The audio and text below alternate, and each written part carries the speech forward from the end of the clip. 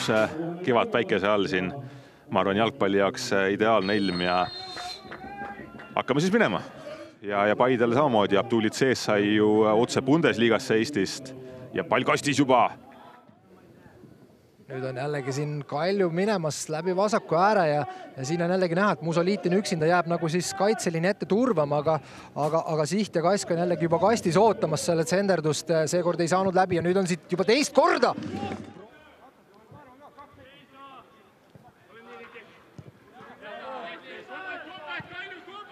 Ja nüüd eksitakse jälle söödul, Tšartsu ise seekord. Võimalik tulla lööka ja ei tule. Ja uuesti pallikaotus keskväljal Paide poolt. No need on ohtlikud. Tšabir mängib nüüd Tšartsust mööda lööb! Ja see on värava taga. Oma siis mängijate lugemine, kust millised söödud võivad tulla, kes kuhu avanevad. Aga Kalju tuleb juba vastu. Ivanov. Võtab üks jälle sealt ette ja sööt kõrge. See kiire rünnaku lõpetamine on ka väga tähtis, et sa võid ju kasti jõuda viimasel kolmandikul, aga kui sa löögile ei lähe, siis ei ole sellest kasu midagi. Ja tuleb nüüd Paide vastu. Natukene kiiremini üle Hõim. Ei proovi veel lööki Lillander. Veel pall õhku. No ei ole need mehed seal kastis kõige pikemad, selles mõttes päris keeruline pall. Saarmalt tsenderdus. Ja seal on olemas! Sten Reinkord, 29. minut ja Robi Saarma tsenderduse. No kas see oli nüüd peaga või mitte, aga polegi tähtis, peaasi, et pall võrgus on. Ja Reinkord ikkagi väga hästi ennetas Kalju keskkaitset seal ja täpselt see sööt tuli sinna ette posti. Ja kui on õigeaegne sinna ennetamine, siis pane ükskõik, mis sinna vahele jalg, põlv, keha või pea, et surud sinna ette nurka ära ja ega siin värava vahil ei olnud selles momendis küll midagi teha. Ja siin oli praegu huvitav, mida me nägime Paidel puntratantsu asemel oli väike taktikaline arutelu, et nägudelt oli näha, et mehed ikkagi liiga rahul asjadega ei ole. Ja vaatame seda kordust, kus siin Saarma võtab ette, vasakuga laseb ette tsoon ja Reinkord tuleb sealt. Aga on niimoodi võimalik sinna liini taha jõuda. No ütleme, et Kalju taktikaliselt siin erinevates situatsioonis mängib ka erinevaid taktikaid, et siin mingitel hetkedel palli kaitstes, siis kui Lerme siin tuleb pealöök on, tuleb paremas säärde, aga... Vasakul äärel. Ivanov jätkab Kilhermele, nüüd on pall kastis. Kilherme teeb veel ühe üleaste ja sealt keskel Saliste on vahel. Löögi koht tuleb lööka, natuke liiga palju tahtmist. Kalju teeb seda ikkagi päris osavalt ja jällegi Tšabir läheb siin, et suluseis minu meelest kateti ära selles olukorras. Ja nüüd on võimalik vasakuga vajutada ja vajutab mööda. Ja vaatame, kas positsioonirünnakust tuleb midagi või mitte ja siis vastavalt teine võistkond, aga oi, jalg kõrge ja siit on järgmine kollane kaart. Läheb päris paljuks neid kaarte täna juba siin. Et siin võib kumba võistkonnale siin lõpuks veel hakata kätte midagi maksma siin. Aga siin ei ole midagi teha, siin oli jalg kõrgel. Ja veriga lahti ja... Siin on ikkagi päris... Nii, aga Miskvärvi kaart siit tuleb ja siit tuleb punane kaart. Aleksandr Nikolajev läheb duši alla 42. minutil ja Var vaatab selle olukorra muidugi üle. Aga Kristo Tohver, no piisas tal ühe korra vaadata. Vahetus just, et Tšabir nagu välja võeti, et kõige niisugune kiirem või teravam ja silmapaistvam. Kes siin ikkagi Elevitš sai ise kohe proovida ka. Aga nüüd on selline pilt, mis kindlasti nagu Paidele rohkem sobib ja mida nad on ette nagu võib-olla on siis näinud igas mängus, et pall on nende käes ja valdavad palli ja vastase poole peal ja siin kontrollivad Reinkord proovib! Rohkem, eks ole, sest ja siin on paljud kastis lahti, käib vastu kätt, ka kellelgi nõutakse päris palju. Nii, aga lähme vaatama. Vaatamiseks, jah, et lasti rahulikult seda olukorda siis veel edasi mäng. See viimane olukord, mitte, vot see on see olukord. Ja siin käis vastu kätt küll. No, nii, Kristo Tohver on oma otsuse teinud. Penalti. Meil head vaatenurka ei olnudki, mis siin teha, aga käsi seal oli selgelt. Ja Kristo Tohver näitab ka, et Robi Saarma, Maksim Pavlov. Ja kindlalt keskele, et Pavlov siin väravas ka nagu ootas, et tundus, et ja Saarma ka ega ta ei näinud kiire tempoga sinna palli peale ja proovisid siin mõlemad kavaldada, aga vajus Orlov lõpuks ära ja ma arvan, Saarmal ei oleks siin vahet olnud, kas oleks löönud vasakusse nurka või keskele, et lihtsalt nägi... Päris sealt karistusala nurga juurest, et natukene veel raskema koha pealt, aga vaatame, Ivanov proovib. On hea, ilusti läks üle müüri, aga jõudu ei jäänud sisse sinna. Ja kui siin ka edasi vaadata, siis tegelikult ei saa küll öelda, et nüüd kuidagi Paidel oleks mugavaid ja ebamugavaid. Nüüd saab Miller proovida ja Miller lööb ka. Miller lööb ka ja ütleme, et selles olukorras ütleme, et tugevat lööki peaga teha ei saa, et siin saab teha nagu väga täpse löögi ja sellest oligi näha, mida tegi Kalju väravat, et ta mitte ei hüpanud, vaid ta jooksis 2 sammu ja siis jäi ikkagi nagu hiljaks ja nüüd on see asi nagu tehtud, et väga kiirelt 10 minutiga. Täna on vasakule. Ei õnnestu Paidel kontrolli säilitada. Nüüd tuleb pallini taga, siit on võimalus tagasi lüüa. Romi siht ja ei löö ära. Ja Renkort ja nüüd on ruumi sinna. Nägi ära Lutsu mineku. Luts 1-1 minemas, aga ei saa. Või ikkagi saab, või ikkagi ei saa. Mitte küll Tervitsile. Lilanderilt pall kasti päris hästi kerib sealt ja Pavlov lükkab üle lati. 5 vahetust ja 3 pausiga. Terve mäng? Jah. Okei. No kui on nii reegel... Kuna nad kasutasid esimese poole lõpus ühe ära, siis minu teada peaks see nii olema, võib-olla kui nüüd pole vahepeal talvega reegleid muudetud. Aga Paidel moment, Pavlov saab seal jala vahele ja Taklas tähistab järgmisel nädalal 36. sünnipäeva ja on märkamatult saanud üheks liiga vanimaks mängijaks. No päris esimene ta seal ei ole ja proovi! See oli küll ilus pomm, sa alustasid sellest. Vanameister teab, kuidas asjad käivad. Siim Luts. Ja just kui Luts seda kuulis, et näitan teile, mis tähendab 36-seks saamist ja ikkagi suurepäraselt selle paugu vajutas ja see pall läks ka ikkagi vasakuga keris niimoodi, ütleme, et mitte nagu tahanurka siseküljega, aga tegi sellise välisnurga vindi veel lõpus sisse, nii et sellist väravat on ikkagi koha peal väga hea vaadata ja siit tulevad kõrgelt ja siit vaatame ka kordusest, et väga hästi. Mitte lasta seal 1-1 peale. Pikk pall vastu ka kohe. Ja Lov võidab selle palli. Väike poks ja penalt. Ja on penalt. On Gerdo Juhkam liiga lihtsalt läks jalaga toksima. No täpselt, et see oli, nii kui see jalg seal ees on, et seal ei olnud variantidi mitte kukkuda. See oli, ütleme, okei, vaatame selle momendi ära, siis räägin. Musoliiti. Tule siit ka!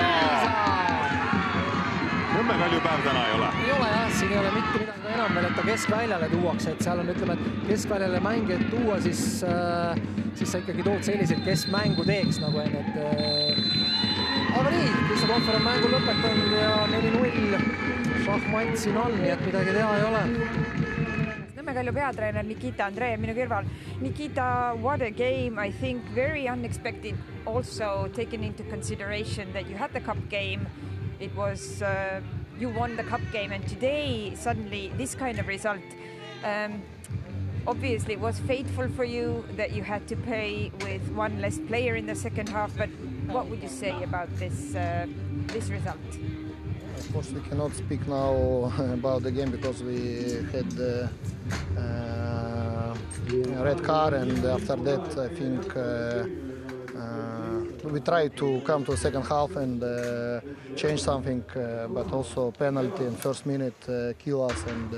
But first half, I can comment first half, we play pretty good. We create a lot of chances, a lot of shoots, and we had a plan for second half, but again, red card and penalty changed everything. You took out Jabir, who was a very active player, very fast and skillful, and could have been quite dangerous. What was the reason for that decision? Simple reason, because we have KTM rule, and Nikolaev got red card, and then we just need to make changes and react to this. Is not because of his bad performance or something, not tactical, but we have to do like this. Now you have to bounce back and come back stronger. What are you going to do with the team? Season long. We have long season. This is only second round. We have 34 games more, and today, of course, I can opponent win, but they don't win nothing. We have still 34 games, and we will fight. We will make conclusions, and we come to next game more with more energy. Okay, thank you. Ja räägime siis sellest, et mida Nikita Andreev ütles. Vahepeal tuleb Ivan Stoikovitš ja võtab siin istet, aga ma tõlgin siiski Nikita juttu ära. Ütles, et mängust ongi väga raske antud olukorras rääkida, sellepärast, et kõigepealt tuli punane kaart ja siis kohe teise poolaja alguses, kui nad üritasid midagi muuta, anti penalti, nad jäid 0-2 taha ja seetõttu oli nagu kuidagi raske üldse seda mängu nagu edasi käima saada. Esimese poolajaga jäi ta samas rahule, ütles, et nad mängisid hästi, nad mängisid energiliselt, ta jäi rahule nende olukordadega, mis tekitati. Siis küsisin ka selle sama Jabiri olukorra kohta, et miks ikkagi selline hea mängumees välja võeti ja ta tõi lihtsa põhjuse, kuna Nikolajev on üks kahest KTM-ist, kes platsil oli ja ka siis kui Nikolajev sai punase, siis Jabiri välja vahetanud Orlov on KTM, siis selle taga oli lihtsalt KTM reegel, mitte midagi muud. Küsimus ei olnud kindlasti Jabiris endas ega ka mingisuguses otseses taktikalises muutuses, aga lihtsalt tuli see vahetus teha ja ütles, et mis ikka, neil tuleb see kaotus alla neelata, hooaeg on alles päris alguses, see oli alles teine mäng, päris palju mänge on veel ees, tänane kaotus ei tähenda veel nagu selle koha pealt mitte midagi, et katsuvad siis järgmiseks mänguks tulla tagasi energilisemalt. Ivan Stoikovitš on sinna jäänud veel jutustama, aga kohe on Ivan ka siia poole teel. Ivan, please come and sit. Nice to see you again after a long time. Congratulations for this wonderful result. I have to say that maybe a little bit surprising, this big win, especially after the cup game, and that you've always played quite closely with Kalju. At the same time, very well-deserved win. Yeah, I agree. I think, like I said to the players, we wanted to show our pride after the Wednesday loss in the cup, and I think we responded really good. Of course, I still didn't like how we entered the game because I think first 20 minutes we lost some balls very easily, and we allowed Kalju two situations from a transition to harm us. But I think after we scored the goal, we totally controlled the game, and of course, red card also directed the game to our favor. But I like how my players cope with everything in the second half. Although with 9 players, Kalju is still a dangerous team, and they can harm you in transitions through Guilherme and Kask, especially through Guilherme. And we managed this, control this. We put this under control. Okay, we changed the structure also in the second half to control better those transitions. And like you said, I think we deserved to win the game. What would you say was the main turning point? Was it Kalju being just 10 men, or was it the penalty in the very beginning of the second half that kind of gave you the extra push? You were up 2-0. That's kind of hard to come back, especially if you're playing one man less. Yeah, I agree. Of course, the penalty directed the game into our side. But like I said, I think we prepared better than for Wednesday. We made some small adaptations tactically, which we started to exploit after 20-25 minutes, I would say. So I think this plays also a big role in it because players understood what we need to correct and improve and to win. And I think, like we spoke already, I think when we started to do those things right, we managed to control the game and we won quite convincingly. Indeed, very convincingly. Thank you, Ivan. Thank you very much. Ja Ivan Stoikovitši tõlge siis ka ütles, et nende jaoks oli oluline näidata oma meeskonna uhkust, eriti pärast seda karikamängu, mis siis nädala sees Nõmme Kaljule 0-1 kaotati. Talle mängu algus väga ei meeldinud oma meeskonna esitus, liiga kergesti esimese 20 minuti jooksul kaotati palli, lasti Kaljul tulla kiiretest üleminekutest liiga lihtsalt, aga seejärel nad hakkasid mängu rohkem kontrollima ja kui värav oli ära löödud, siis aina enam ja enam. Ja juba teisel poolajal oli justkui täiesti teine meeskond platsil, talle väga meeldis, kuidas palli kontrolliti. Tõsi, Kalju mängis ühe mängijaga vähemuses, aga ka 10-meheline Kalju on tema sõnul ikkagi ohtlik meeskond ja selles mõttes Paide tuli sellega väga ilusasti toime.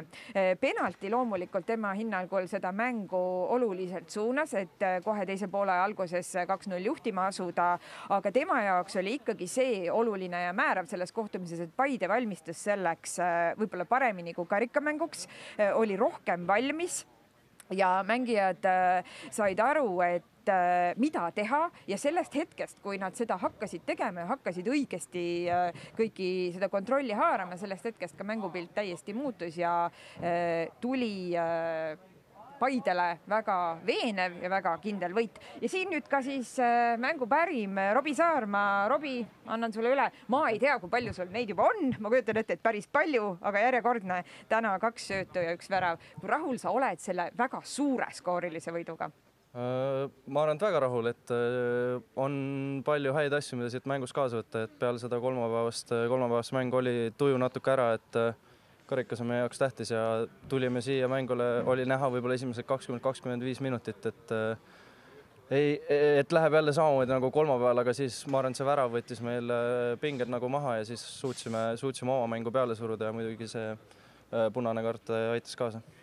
No Sten lõi selle esimese värava ära sealt väga ilusasti, aga sinul oli väga suur roll ja me siin vaatasime ja arutasime seda olukorda, kuidas sa oled nii, sellise näoga, et ma siin niisama ja äkki on see pall seal kastis. Räägi oma poolt vaadates, et kuidas sa seda olukorda nagu nägid ja hindasid? No jah, et ma võib-olla siin viimasel ajal sinna piirkonda nagu väljakul väga ei satu, et vasak on nõrgem alt ka, et ma arvan, et ei olnud nagu selline lihtne olukord, aga kuna Sten oli tõesti nii hea positsiooni peal, siis tegelikult tal ei olnud seal nagu väga palju teha, et lihtsalt sisse koksata.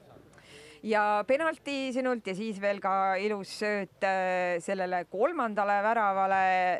Kuidas sa tunned, et see mäng nagu selles mõttes kulges, et alguses ei saanud nagu vedama, aga pärast ei saanud nagu pidama, et oleks siit veelgi ju võinud väravat? Jah, ma arvan, et Kalju on selline üsna selline emotsionaalne meeskond ka, et võib-olla see 1 värav nagu lõigi need veidi rütmist välja, et me teadsime, et nad tulevad sellise kaitsva suunitlusega mängima, et kui me selle 1 suudame ära lüüa, siis juba meie jaoks on see mäng natukenegi kergem, sest me teame, et nad üritavad kaitsvalt mängida.